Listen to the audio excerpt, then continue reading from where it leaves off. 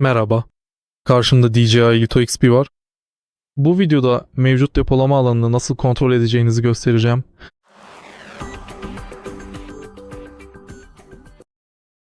DJI Fly uygulamasına girdikten sonra depolama düğmesine basarak mevcut depolama alanını bulabilirsiniz. Burada fotoğraflar için mevcut depolama alanını kontrol edebilirsiniz. Örneğin RAW formatında 700 fotoğraf çekebilecek alanımız var. JPG formatında ise 1676 fotoğraf çekebiliyoruz. Video modunda ise mevcut depolama alanını dakika cinsinden görebiliyoruz.